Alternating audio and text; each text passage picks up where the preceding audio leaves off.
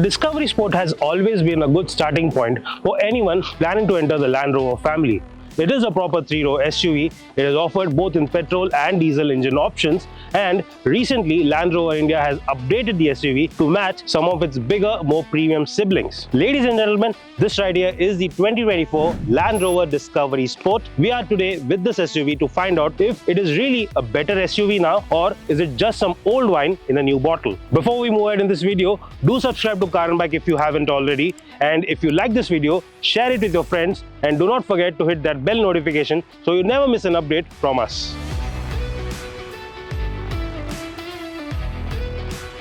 The changes made to the exterior are quite minimal. It's more like a new hairdo rather than an outright makeover. What I love is the fact that all the silver bits have been replaced by this glossy black element, so that adds a sporty touch to it. This design has changed, so that's new. What's also new are these air intakes which get these new black inserts. Land Rover weirdly calls them 3-finger details. Talk about that. And then if you come towards the side, you'll notice that the wheel arch cladding and the lower body cladding also have been painted in glossy black, adding more sporty touch to the SUV. Globally, the Discovery Sport does get the option for a set of 21-inch wheels. In India, you'd have to do with these 19-inch alloys. The headlights and the tail lights remain unchanged and continue to offer full LED lighting with adaptive auto high beam. Now, while the exterior doesn't let you forget that this is the same Discovery Sport as before, when you come to the interior, it feels as if you are in a more premium, bigger Land Rover. Like the current Range Rover family, Land Rover has gone for a minimalistic look and done away with all the buttons and trapped every in-car function inside this new 11.4-inch PV Pro touchscreen infotainment system. Yes, the idea and the technology that has gone behind it is quite amazing, but when you look at it from a user's perspective, this can get a bit annoying. Want to change the AC settings? Look for it on the touchscreen. Want to change the audio settings? Look for it on the touchscreen. Want to adjust the terrain management system? Look for it on a touchscreen. Yes, you do get used to it after a point, but if you are a responsible driver, then you'll notice that you'll be stopping on the side of the road more often than not to make some changes to the in-car functions. Well, I'm not a big fan of this setup, but you do let us know in the comments what do you think about this new technology. While occupants in all 3 rows have the access to Type-C USB ports, for those who don't like to carry cables, Land Rover does offer a wireless phone charger and wireless connectivity for Apple CarPlay and Android Auto. Both the driver and co-driver get electrically adjustable seats and a beautiful Meridian sound system with a subwoofer. However, the SUV doesn't get ventilated seats, a big miss in my opinion. The center console has also been redesigned. You get a much more cleaner look, which I appreciate. You also have this concealed compartment to store away some more things. It is quite spacious. Then you have a new shifter lever, which is a palm-sized unit. Now, I am not a big fan of it, but you do let us know what do you think about it and something that you like. Another new thing over here is the addition of a 12.3-inch fully digital instrument cluster. Now, apart from the usual stuff like speed, fuel range, and the fuel levels, this also shows you multimedia and navigation, so that can also be mirrored over here. And another new bit is this updated steering wheel. It's a 3-spoke unit with multifunctional capacitive buttons.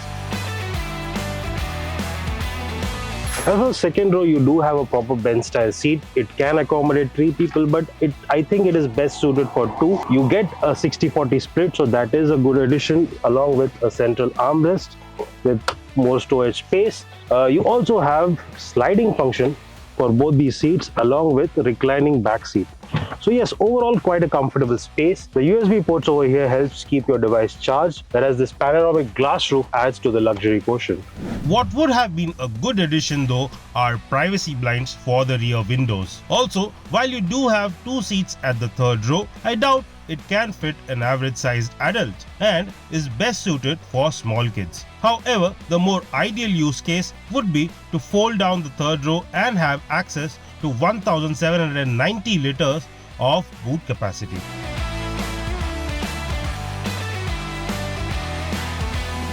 Safety too has been a priority for Land Rover, and the standard offerings include 7 airbags, anti-lock brakes with electronic brake force distribution, electronic parking brake with brake hold function and ISOFIX. The list also includes a bunch of electronic safety nets like hill launch assist, dynamic stability control, electronic traction control, roll stability control, and hill descent control.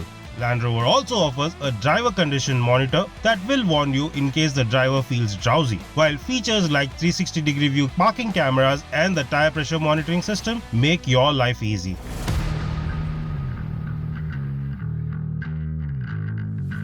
Now the model we are driving today is the Dynamic SE D200, which is powered by the same 2-liter turbocharged diesel engine as before. There is no change in power figures, and the oil burner continues to offer the same 201 brake horsepower and 430 Nm of peak torque. There is something really enjoyable about driving a torquey diesel SUV, and that is how the Discovery Sport feels. Yes, there is a noticeable turbo lag in the lower revs, but yes, there is also a sense of urgency as soon as you start reaching the 2000 RPM mark. The power buildup is strong and consistent, whereas the torque, which comes in from as low as 1750 RPM, is nice and punchy. The engine has been tuned for good mid-range performance, but as soon as you start reaching the top end, the power tapers off a bit. The transmission duties are handled by a 9-speed automatic unit, and it does a fine job in sending power to all 4 wheels. Yes, it gets all-wheel drive as standard. After all, it is a Land Rover, and it does a fine job at it. The transmission has been tuned to offer relaxed shifts,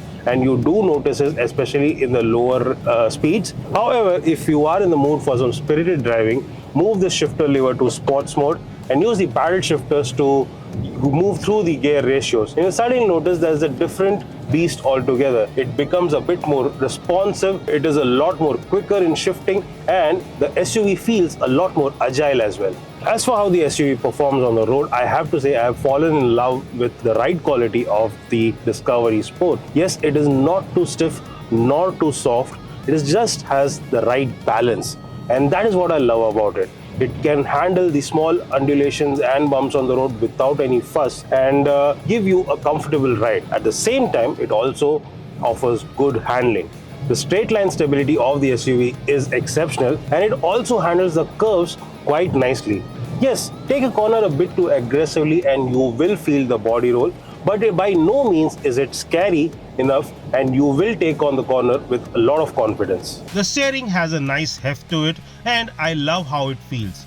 Same goes for the brakes. However, while the brakes are progressive, I wish they had more bite. The cabin is still well insulated to offer you a pleasant drive. While we didn't get a chance to test the off-road prowess of the Discovery Sport, there is no change in that department. In addition to all-wheel drive, the SUV continues to come with a dedicated off-road mode and terrain response system. This includes the transparent bonnet feature and off-road specific drive modes, namely Comfort, Mud, Grass, Gravel, Snow, Sand and Auto. The Discovery Sport also comes with a water wading capacity of 600 mm along with a 25-degree approach angle, 20-degree ramp angle and a 30.2-degree departure angle.